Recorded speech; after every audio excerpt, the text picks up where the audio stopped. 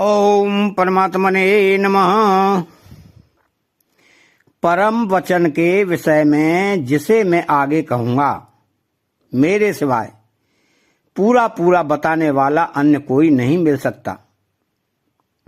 इसका कारण क्या है, इसे भगवान आगे के श्लोक में बताते हैं कि न मे विदोह सुरगणाः प्रभवम न महर्षयः अहमा दिर्हे देवानाम महर्षिणाम च सर्वसा। अर्थात न मे विदुः सुरगणाः प्रभवम न महर्षयः। यद्यपि देवताओं के शरीर, बुद्धि, लोक, सामग्री आदि सब दिव्य हैं, तथापि वे मेरे प्रकट होने को नहीं जानते। तात्पर्य है कि मेरा जो विश्व रूप से प्रकट होना है, मत्स्य, कच्छप आदि अवतार रूप से प्रकट होना है, सृष्टि में क्रिया, भाव और विभूति रूप से प्रकट होना है, ऐसे मेरे प्रकट होने के उद्देश्य को, लक्ष्य को, हेतु को देवता भी पूरा पूरा नहीं जानते। मेरे प्रकट होने को पूरा पूरा जानना तो दूर रहा, उनको तो मेरे दर्शन भी बड़ी कठिनाई से मिलते हैं। इसलिए वे मेरे दर्शन के लिए हरदम लालायित रहते हैं। ऐसे ही जिन महर्षियों ने अनेक ऋचाओं को, मंत्रों को, विधाओं को, विलक्षण विलक्षण शक्तियों को प्रकट किया है,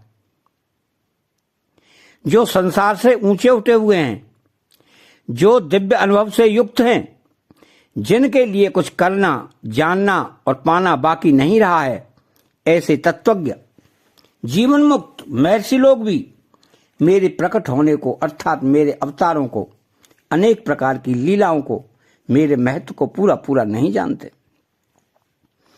यहां भगवान ने देवता और महर्षि इन दोनों का नाम लिया है। इनमें ऐसा मालूम होता है कि ऊंचे पद की दृष्टि से देवता का नाम और ज्ञान की दृष्टि से महर्षि का नाम लिया गया है। इन दोनों का मेरे प्रकट होने को न जानने में कारण यह है कि मैं देवताओं और महर्षियों का सब प्रकार से आदि हूं। अहमादिर्हि देवानाम महर्षिणाम च सर्वसा। उनमें जो कुछ बुद्धि है, शक्ति है, सामर्थ्य है, पद है, प्रभाव है, महंता है, वह सब उन्होंने मेरे से ही प्राप्त की है। अतः मेरे से प्राप्त किए हुए प्रभाव, शक्ति, सामर्थ्य आदि से वो मेरे को पूरा कैसे जान सकते हैं, अर्थात नहीं जान सकते। जैसे बालक जिस मां से पैदा हुआ है, उस मां के विवाह को, अपने शरीर के पैदा होने को नहीं जानता, ऐसे ही देवता और महर्षि मेरे से ही प्रकट हुए हैं। अतः वो मेरे प्रकट होने को और अपने कारण को नहीं जानते। कार्य अपने कारण में लीन तो हो सकता है, पर उसको जान नहीं सकता। ऐसे ही देवता और महर्षि मेरे से उत्पन्न होने से, मेरा कार्य होने से कारण रूप मेरे को नहीं जान सकते, प्रत्युत मेरे में लीन हो सकते हैं। तात्पर्य यह हुआ कि देवता और महर्षि भगवान के आदि को, अंत को और वर्तमान की अयंता को, अर्थात भगवान ऐसे ही हैं, इतने ही अवतार लेते हैं, इस माप तोल को नहीं जान सकते। कारण कि देवताओं और महर्षियों के प्रकट होने से पहले भी भगवान ज्यों के त्यों ही थे, और उनके लीन होने पर भी भगवान ज्यों के त्यों ही रहेंगे। अतः जिनके शरीरों का आदि और अंत होता रहता है, वे देवता और महर्षि अनादि अनंत को, अर्थात असीम परमात्मा को अपनी सीमित बुद्धि, योग्यता, सामर्थ्य आदि के द्वारा कैसे जान सकते हैं? असीम को अपनी सीमित बुद्धि के अंतर्गत कैसे ला सकते हैं, अर्थात नहीं ला सकते।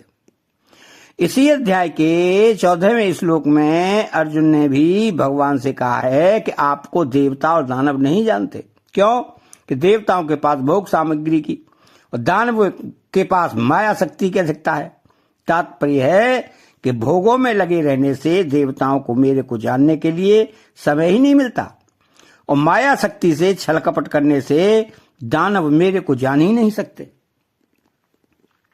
अब इसके परिशिष्टि भाव में 7वें अध्याय के 3 श्लोक में भगवान ने मनुष्याणाम सहस्रेषु पदों से जो बात कही थी वह यहां न मे विदुः पदों से कहते हैं। वे भगवान को क्यों नहीं जानते, इसका हेतु बताते हैं कि मैं सब तरह से देवताओं और महर्षियों का आदि हूं। मैं भी भगवान ने कहा है कि भूत भविष्य और वर्तमान के सब प्राणियों को मैं जानता हूं, पर मेरे को कोई नहीं जानता।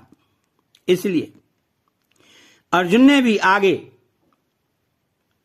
कहा है कि आपको न देवता जानते हैं और न दानव ही जानते हैं, प्रत्युत आप स्वयं ही अपने आप को जानते हैं। इस श्लोक में भगवान ने राजगुह्य बात कही है। भगवान विद्या, बुद्धि, योग्यता, सामर्थ्य आदि से जानने में नहीं आते, प्रत्युत जिज्ञासु के श्रद्धा विश्वास से एवं भगवत कृपा से ही जानने में आते हैं। अतः चैनल को सब्सक्राइब करें, बेल आइकन घंटी को दबाएं और कमेंट बॉक्स में भगवान कृष्ण के नाम का एक कमेंट लिखें। बोलो जय श्री कृष्णा।